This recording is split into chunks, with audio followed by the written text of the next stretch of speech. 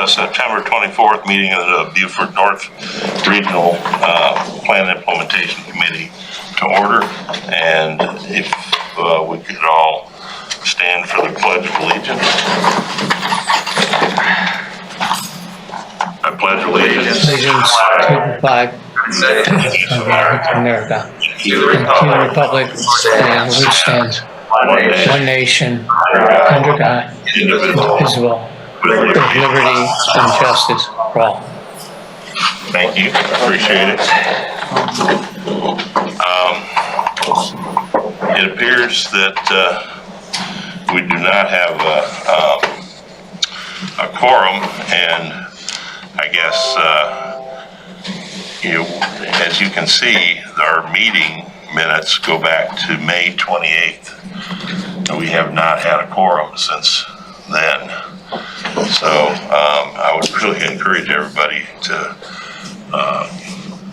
show up next week or next month. The FOIL requests have gone out and asked for approval of the May 28th meeting. Now, I can't even do that because we don't have a quorum. So this whole meeting is informational purposes only. Keep going on that. Are there any citizens' comments?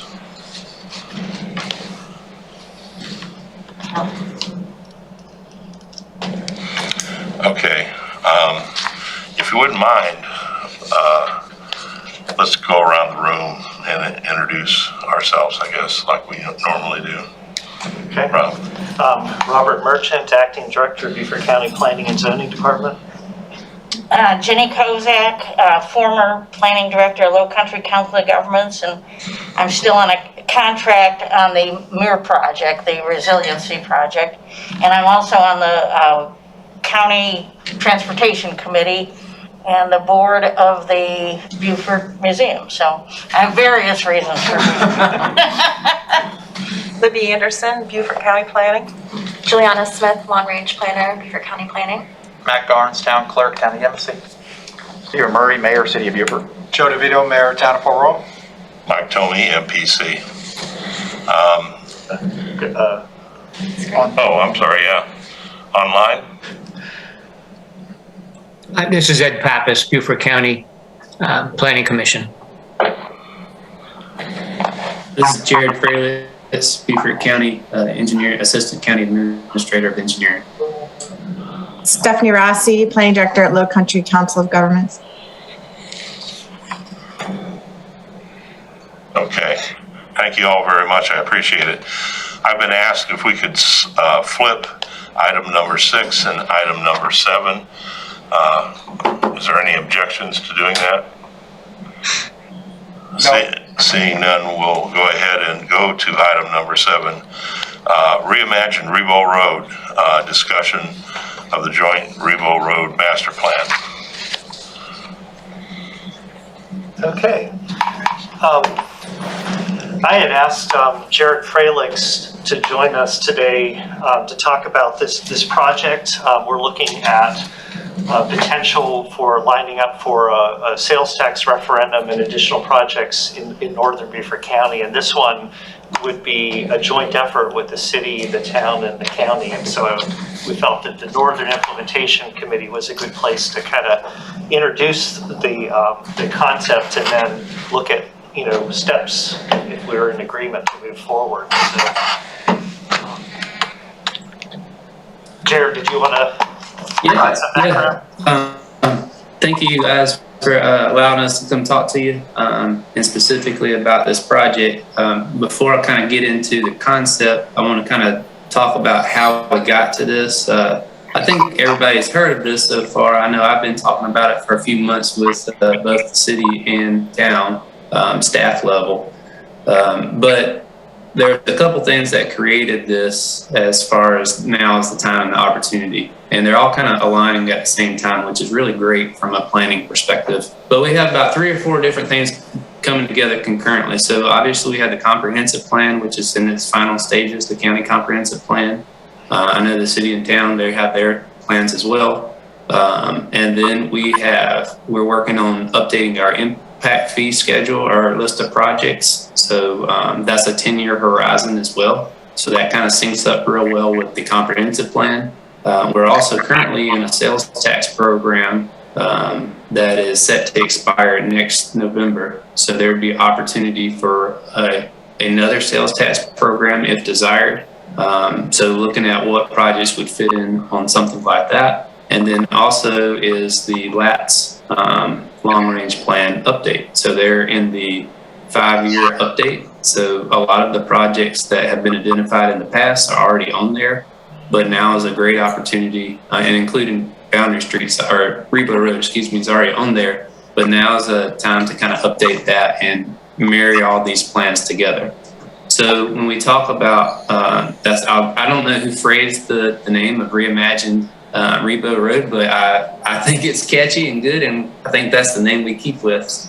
But the concept is basically that road has been developed, and most of the development around the road has already taken place. There's some redevelopment, but really no major improvements to the road itself over the last couple decades. So now's the time for us to come together with a plan and really envision what we want this to be. And obviously it's a joint project with the municipalities that join one another and the county being in the mix as far as facilitating. This could be a project that would fit on, again, the impact fee list and the future sales tax list.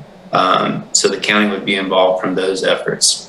So we had a meeting yesterday with county, town, and city staff to talk about this and develop a plan of attack. So our goal would be that first, and me thinking about projects and how to set a project up such that we could position ourselves to be in the best position possible for either state funds or federal funds. And in order to do that, I think we already have the example locally in the Boundary Street project. So on Boundary and on Ladies Island. So on the Boundary Street project, we had a master plan, and that master plan allowed us to raise our hand for the federal Tiger Grant program.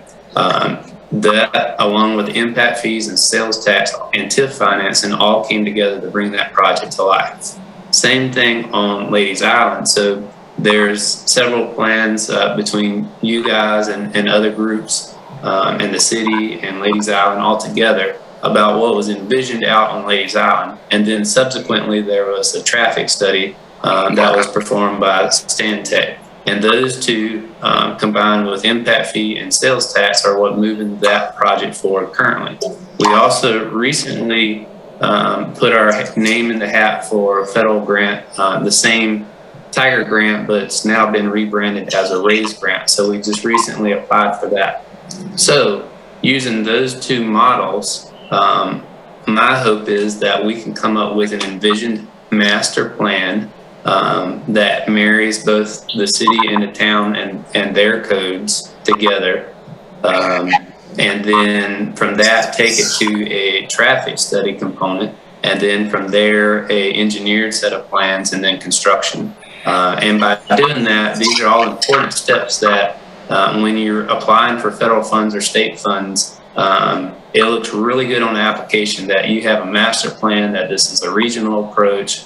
We start getting a lot of check boxes, which really stack us up well with competing projects. So as far as step forward and what was discussed yesterday at our staff meeting, our goal would be that over the next month or two, that we meet and Rob Merchant and his staff would kind of take the lead to set up some further staff meetings to develop kind of a timeline and an approach, a more detailed approach.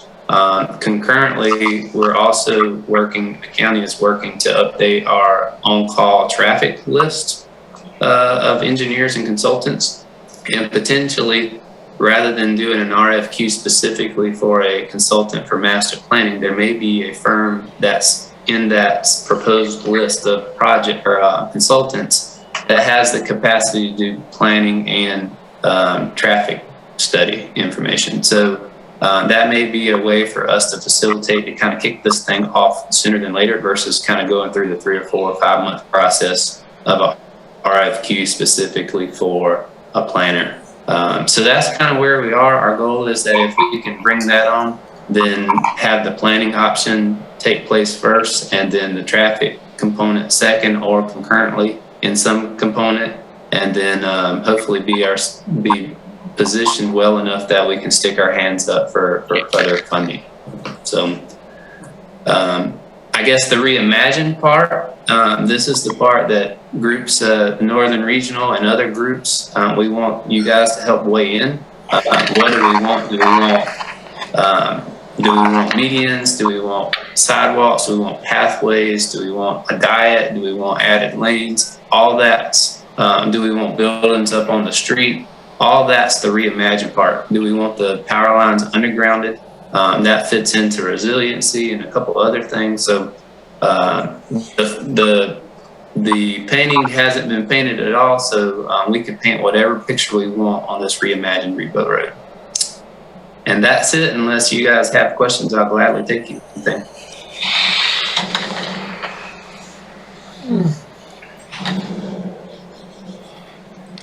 Any questions from anybody? Jared, just so I'm clear, you're suggesting that we do all the planning internally and not bring in an outside consultant over the next few months? No, we would bring on an outside consultant, but initially we can get started internally to kind of scheduling how we approach that. And then as we get the outside consultant on, then we can really get into the meat and potatoes as far as putting together the plan, and they can help facilitate. So it'd be a kind of combined effort. Yeah. The good thing too, for the two mayors in the room, this is a project that fits in line with the existing impact fees. So it's just something suitable that we could do with the impact fees that are in place. So we have a funding mechanism. There's no monetary ask or contribution, that we have the impact fees, and I think that's a good use for this regional project. Very good. No, I think it's exciting, and I appreciate the county taking the leadership role on it. I don't think the traffic densities necessarily justify major improvements today, but I think if we acknowledge, we start talking about it today, it's probably a decade before we put the first shovel in the ground, maybe a little less, maybe a little longer. We use Boundary Street as an example, and I think if you look at the growth estimates, it's definitely going to justify, just from a transportation efficiency standpoint, improvements. And then selfishly, as a kid who grew up in Mossy Oaks, where Mom would beat us if we crossed RIBAUT Road or rode the sidewalks on RIBAUT Road with the telephone poles in the middle of the sidewalks, it's not a very conducive space for multimodal, for pedestrians or biking. And as we have connectivity kind of occurring all around there, I think it makes a lot of sense to add those kinds of amenities to that entire corridor, especially as our neighbors in Port Royal, what happens with the port and how that starts to interface with RIBAUT Road. So I absolutely think now is the time for us to jointly work together to figure out what that looks like long term. No, I agree. I mean, this is what Port Royal's been focusing on for a while, to try to make RIBAUT Road more multimodal, to change it to be a little bit more business friendly also. So this is on target. Jared, you and I have talked a number of times about this, and I appreciate you getting it to the next step and making it a bigger picture. And, we always have to remember, it's our end of town right now is a thoroughfare to Ladies Island, and we've got to control that in some way. Absolutely. One of the things I heard you talk about was the different codes and ordinances that might be affected through this process. And as Stephen had said,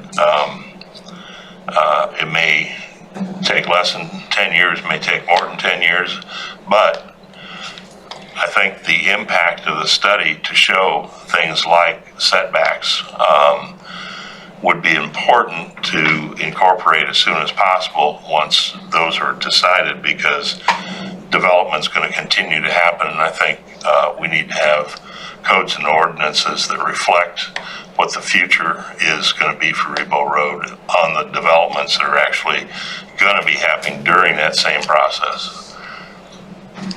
Yeah, absolutely. As far as timeline, I hope Mayor Murray to deliver it much sooner than 10 years. So my goal personally is if this is a project that gets funding through impact fees and a future sales tax, that this work helps us get started on that, so we don't have to wait until we have those funds available. And then so potentially earlier in a program like that, we'd be able to really actually put shovels in the dirt much sooner than 10 years.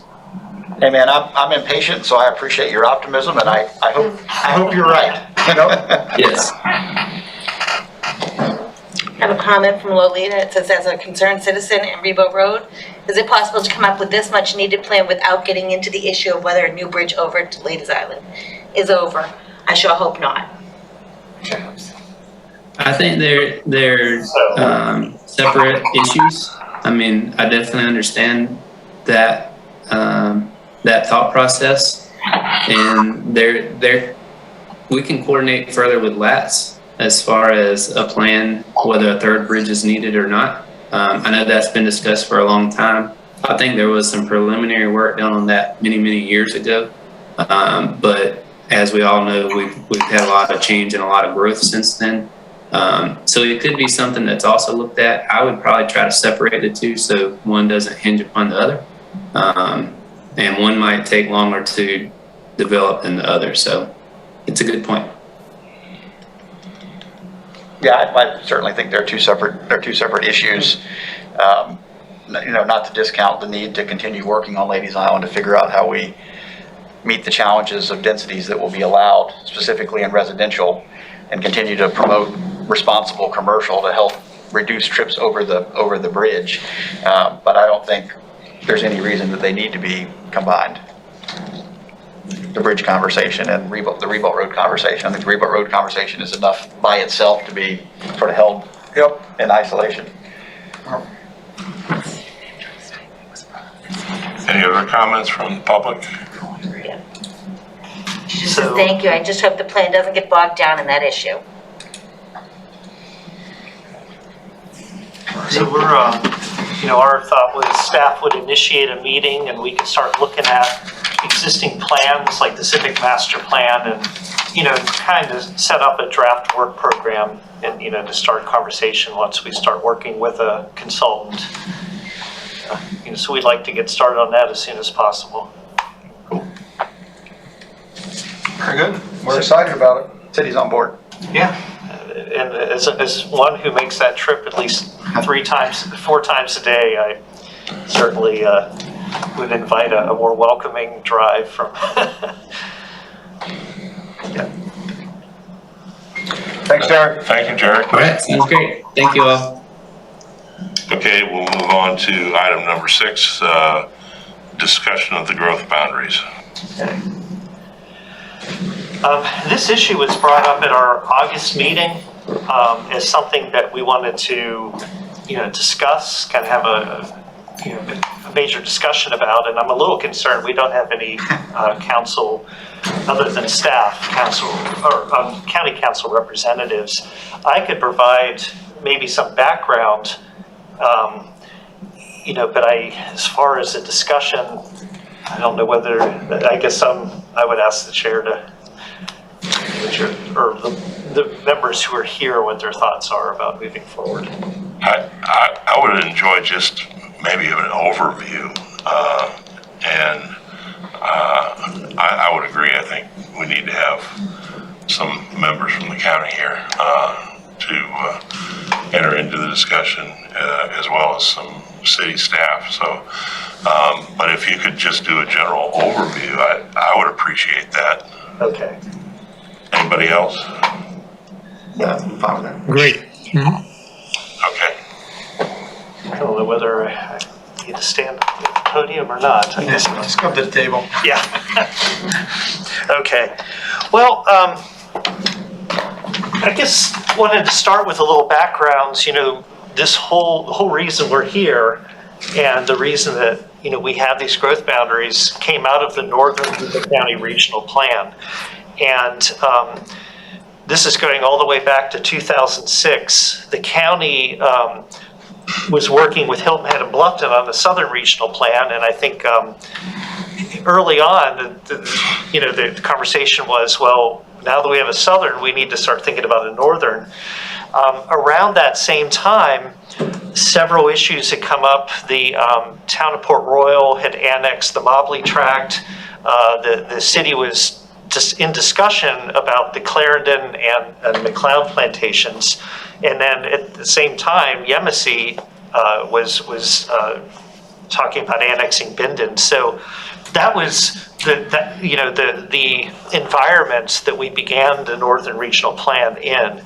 And so it all of a sudden became very clear, what the purpose of this plan should be, with all these annexations, and there was a lot of, opposition and I guess ill will between the various jurisdictions, that if we had a roadmap that we, all agreed on, both a growth boundary about, where we, all agreed on the extent of future municipal annexation, but also agreed upon future land use map within and outside of the growth boundary, that would go a long way, not only to kind of tone down the conflict between the municipalities and the county, but also, it benefits the region in having a unified future land use vision.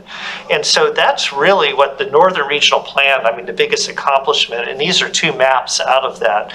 The growth boundary map, this really came from a lot of just, discussions and compromise. It was not necessarily that we said, the best moving forward, we feel as planners, this is what we ought to do. This was everyone coming to the table and talking about what their vision was, and coming up with an agreed upon boundary. We actually looked at 3 scenarios. One was more tightly drawn growth boundaries that just went north of the air station, and one dipped into the Sheldon area, and we all settled on the one you see here. And so the plan was adopted in August of 2007, and that really began a year-long discussion about the details of an intergovernmental agreement that outlined what it means to have the growth boundary. If you can go to the next slide. And this is just a real, kind of broad view of what the growth boundaries do. It's basically, outside the growth boundaries is meant to be rural, and in the county inside is more urban, and eventually in municipalities, whether or not they're, annex in the near future or not. And the other agreement to that is that outside the growth boundaries, the county is not in competition with the municipalities. And so we agreed on, generally the density is 1 dwelling unit per acre. We actually have in the intergovernmental agreement a very detailed description of what rural means, because there are areas that go beyond that density, such as the Corners community and some of our northern community preservation areas, such as Dale and Sheldon. And so, all of that is outlined in this intergovernmental agreement.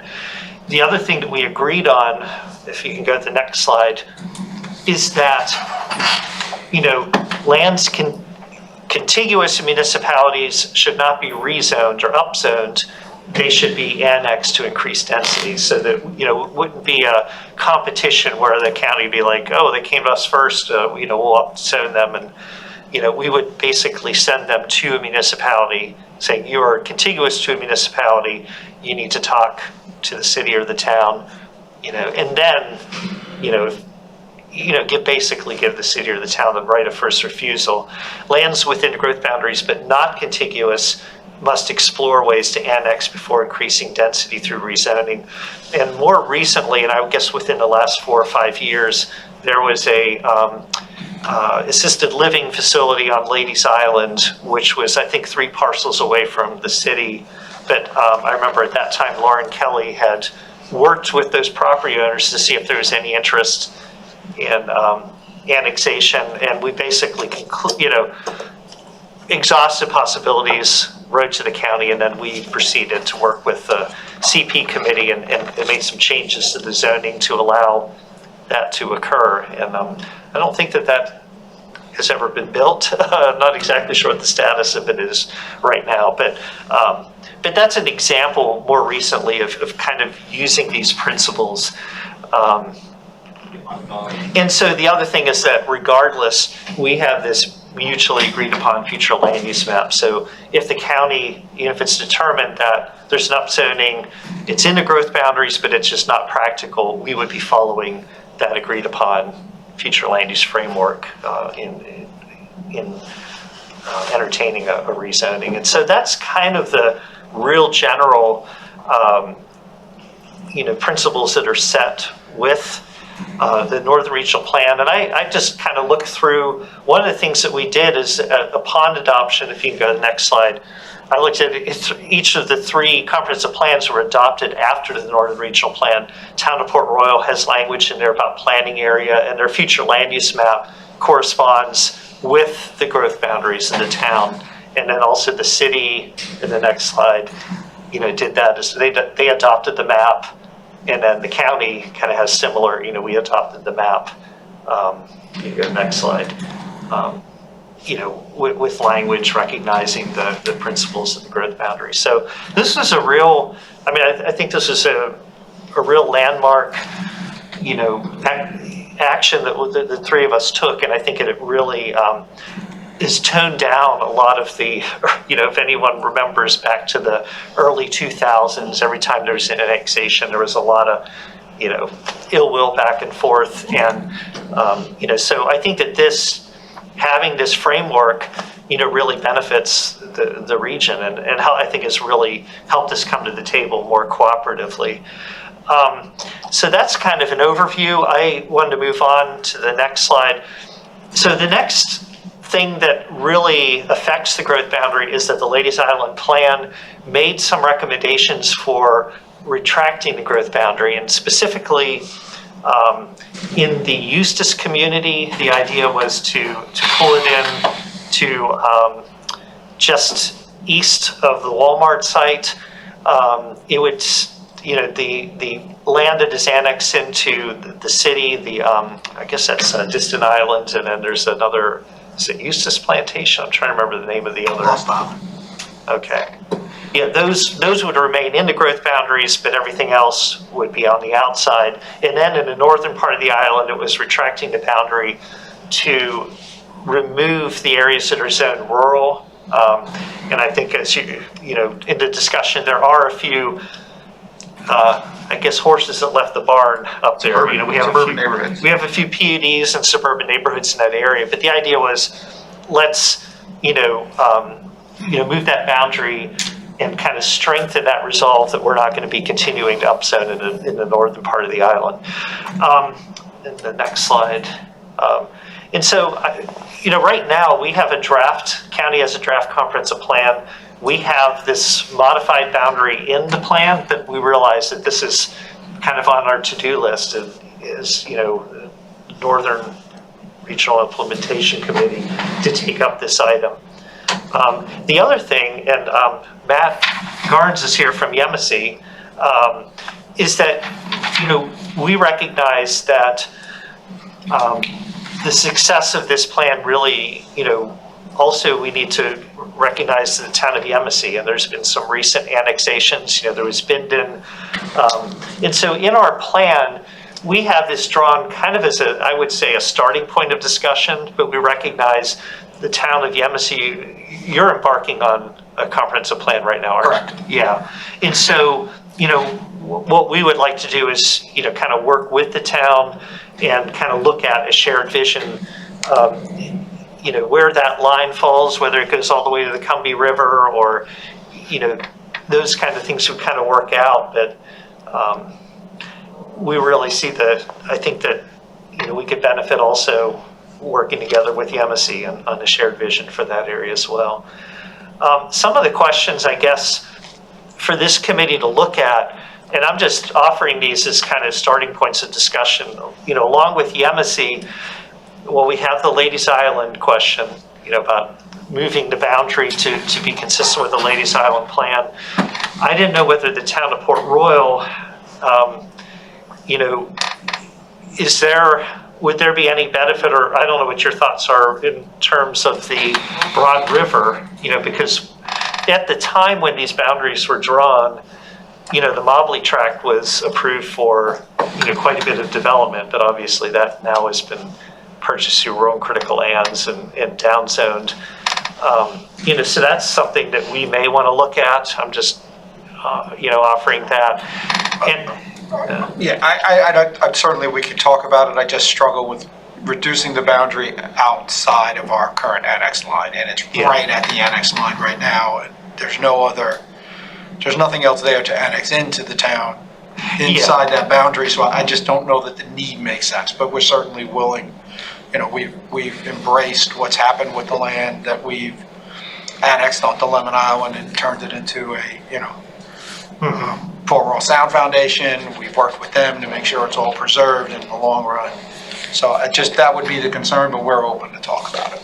yeah, and it really, the force and effect, almost all of that land's preserved, so it wouldn't make a difference. Correct. And then I guess the other areas, when we were drawing the boundaries, 15 years ago, it went all the way to the Whale Branch, because I think at that time the city was talking to Clarendon and to McLeod.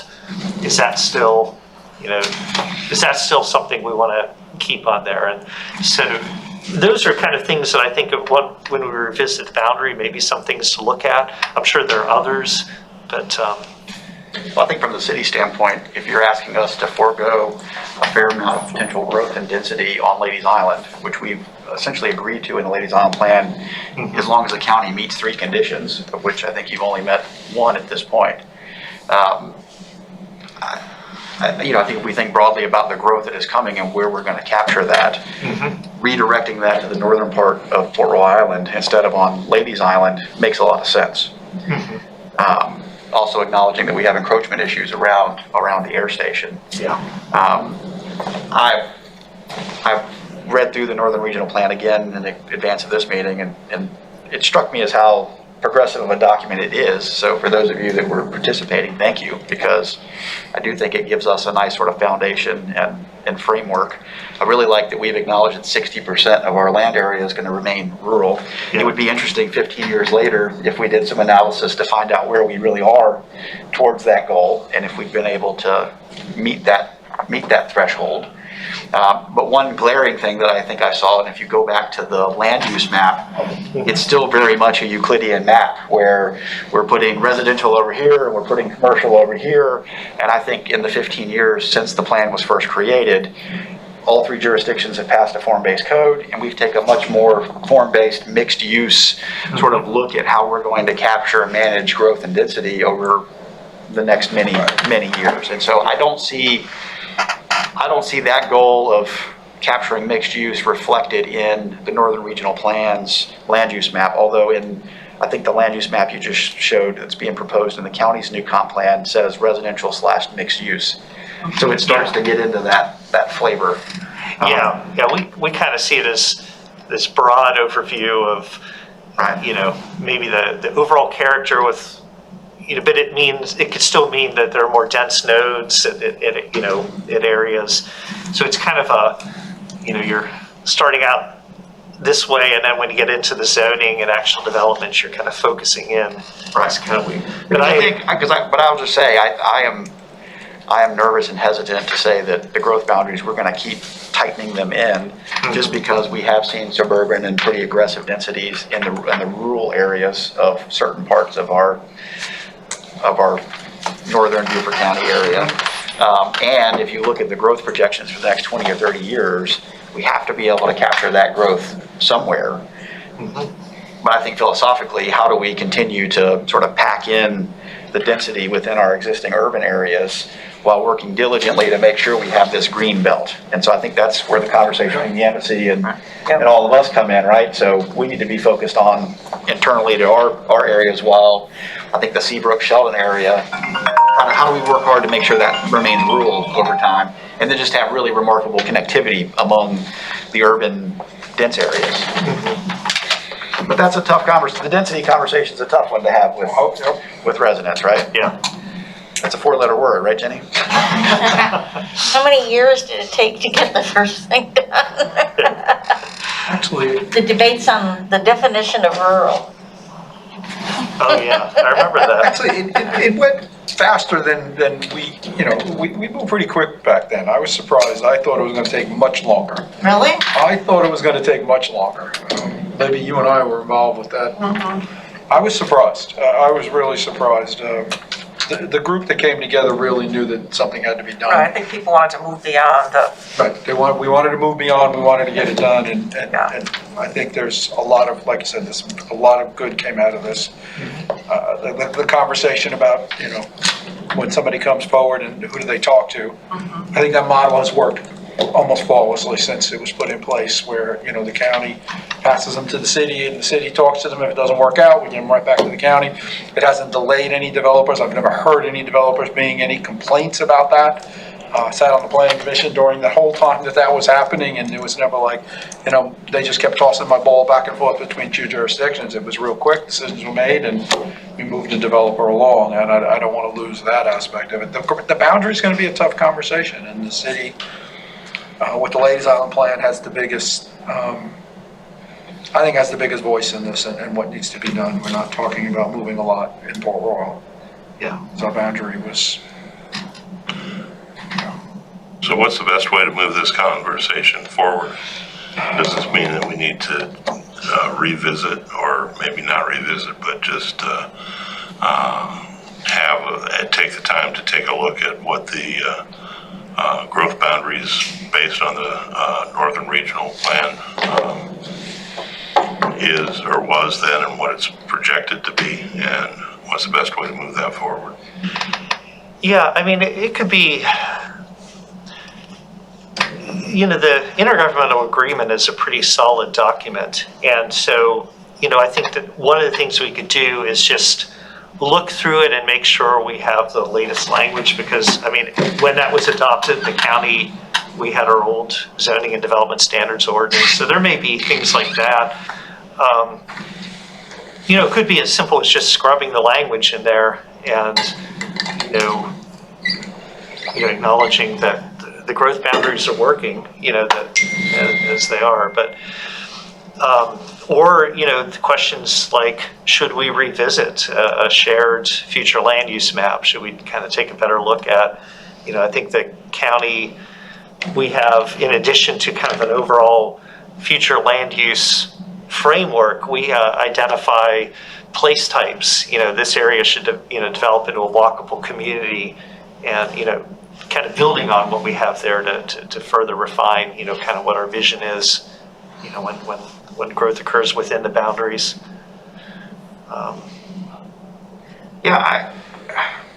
So part of me says, the exercise of all of us getting in a room and really looking at the Northern Regional Plan and, modifying it so that it reflects sort of our matured view of placemaking would be a valuable exercise.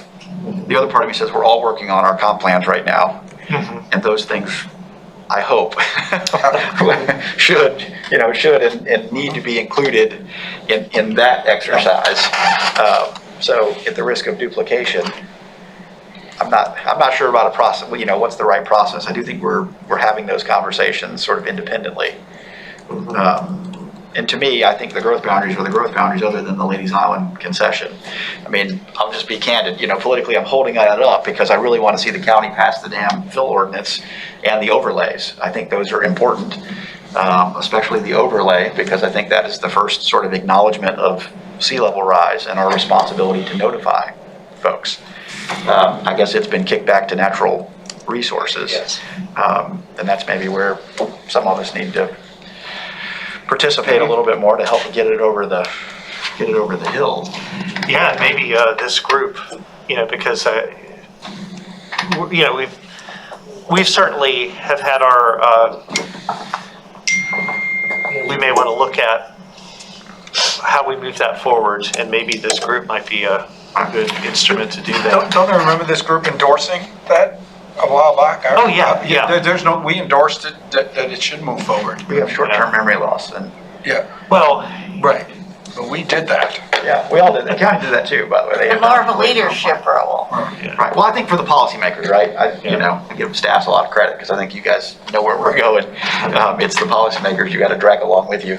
But to that point, I also think there's a need for a deeper a deeper conversation about land use and form-based code and mixed use and the thickening up of existing urban areas while working diligently to protect the green belt. And I don't think a lot of us in the elected office really sort of understand those dynamics and understand why limited setbacks and doing things differently than we have for the last 40 years around auto-centric development patterns and having to change that in both our processes and the philosophy of our development community is so damn important. We're not quite there yet. Yeah. The cities, city policymakers, we're in the same position. We don't have the deep of understanding that we need about how we manage and balance growth over the next 20 to 30 years. And so some mechanism for us to have that conversation as a region, I think would be very valuable for us. Yeah. Yeah, I totally agree with that. Everything that's been said at the table, I do think we need to revisit it. Yes, we are moving forward with our comprehensive plans, but that discussion about the Northern Region regional plan and how that integrates or works with those has to be a separate conversation, and it may change some of those comprehensive plans a little bit once that discussion is happening.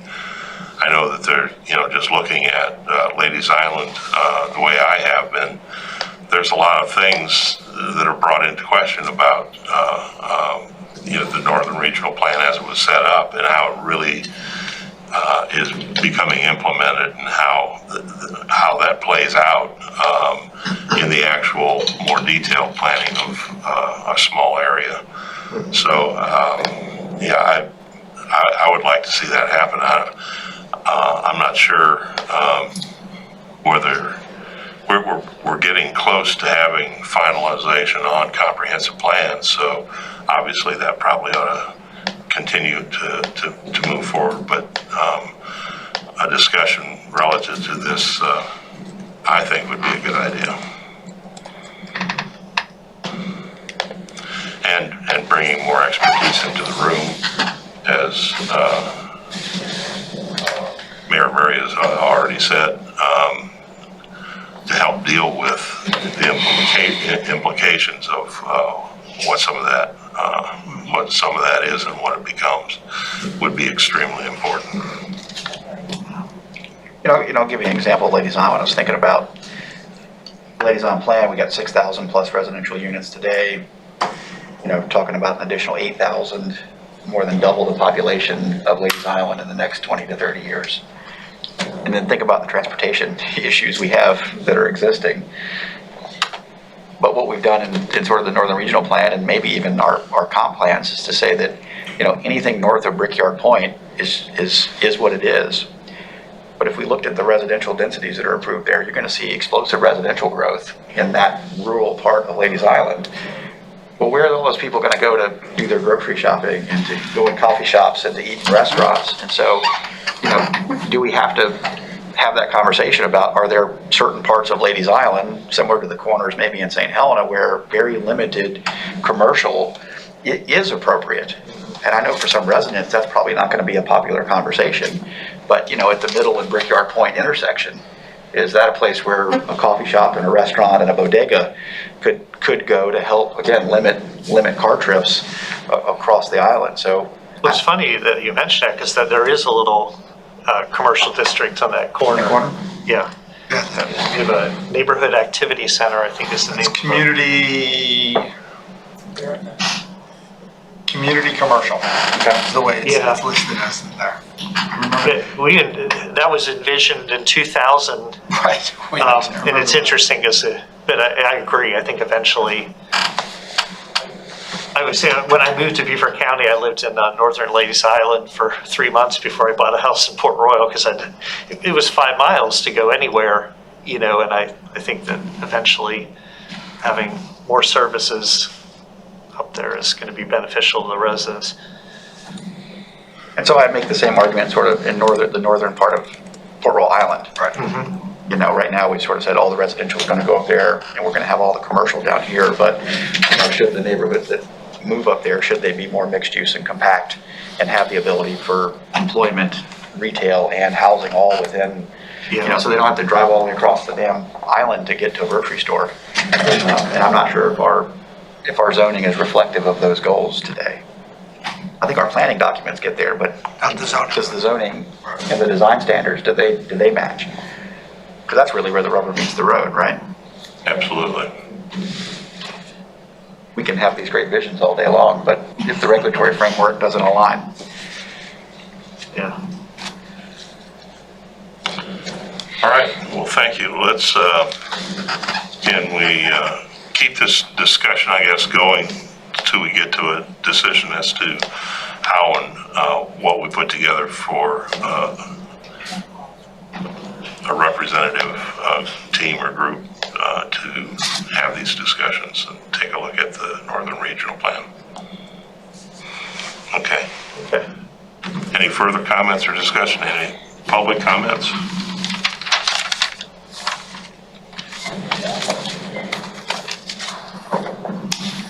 Seeing none, we'll move on.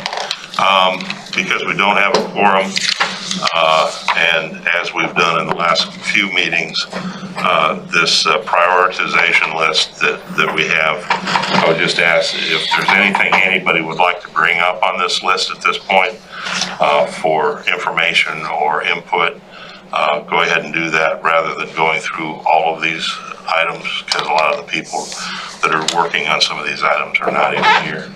I'd like to mention the local option sales tax, if that's okay. Okay, great. So the municipalities have hired a marketing a professional firm to help us with getting the word out to constituents about the local option sales tax and what it means and the mechanism. It's being called Boost for Beaufort County. The mayors are doing some videos, there's some op-eds, there'll be a website that's stood up, hopefully with a calculator so folks can understand the rebate if it was passed. And so you'll start to see some information roll out over the next couple of weeks. And just encourage folks to take a look at the collateral, try to understand kind of a new taxing mechanism that we haven't historically had in Beaufort County, and to try to understand the pros and cons of voting for it in November 2nd. Great. Yes, I'd like to give an update on the bike ped plan for everybody. So the first adoption within a municipality happened last month. September 14th, Bluffton adopted the Beaufort County Connect Bike Ped Plan. The Planning Commission on September 9th unanimously approved it, so it's moving through the process. It will be before Natural Resources Committee at the beginning of October.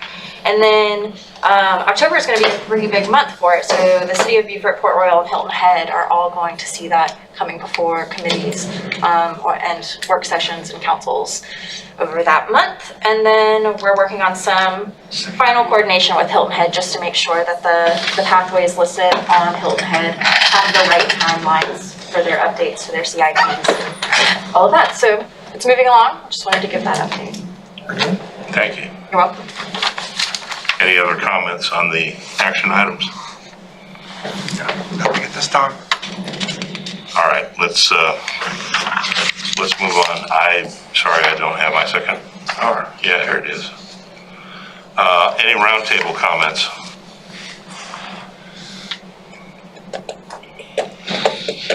In your mind? No, nothing on my mind with the group that's here. Oh, yeah, thanks a lot.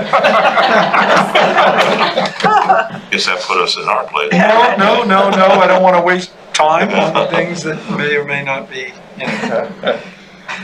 Okay, the next scheduled meeting is for October the 22nd, and I hope we at least get a quorum. I would like to see an interest rise in where we are and what we're doing. I know that's a tough day for me, but as always, when I'm not here, I make sure one of my council members take my seat, and I will be certain about that again. Okay. As a proxy. Jerry's always been great, been participating here a lot. And kind of on a marketing thought on getting people, maybe instead of just sending them the package or the notice, in another week or two, maybe have the chairman or all the, people who've been involved regularly on the committee, send an email out to the people who haven't been showing up and discuss the challenges and the, real things that are going to be done, rather than just sending out an agenda and hoping it'll, get people interested, but maybe it's time for like, something to go out from the chairman and some of the members to say, look, we've got these really important things we've got to deal with. And we need quorums and we need involvement from your, whatever jurisdiction, organization you're with. Yeah, I think that's a good idea too. I would just hope, I don't know, I feel a responsibility, obviously, as chairman, but anybody that's a member on any of the boards, I think we all need to feel a responsibility towards that. But I mean, sometimes people, because they have multiple responsibilities, and if they think, well, this one is just sitting around talking, and others, we have to go and actually make decisions, but to let them know that things are coming up, and even though we'll start with discussions before decisions are made, they need to be here to take part. And I mean, to assume that people are gonna do the, right thing all the time is, gets you, well. There's always the conversation that the date and time is the wrong date and time, if that's the issue at this point, then we need to know that that's the issue. Yeah. And that may spar enough conversation alone to say we haven't had a quorum in this meeting. Since May, and is the date and time the wrong date and time? All throughout, we went through the summer, and so It was a little grace for, summers, Fridays for us in the summers are difficult with vacation schedules, and we kind of lay back a little bit, so maybe I understand. getting back into the new year, and I'll make sure, at least from the city standpoint, we have 2 members next month, and we'll try to stay on top, I think, to Jenny's point. I think we need to make sure Noah is added to the list. He is. He is. He's been receiving everything. Good, I'm surprised he was not, I didn't look to see. Affordable housing, can I provide an Absolutely. update? So I know the consultants for the Affordable Housing Trust Fund is complete. We're, Port Royal and Beaufort are working on scheduling a joint council meeting.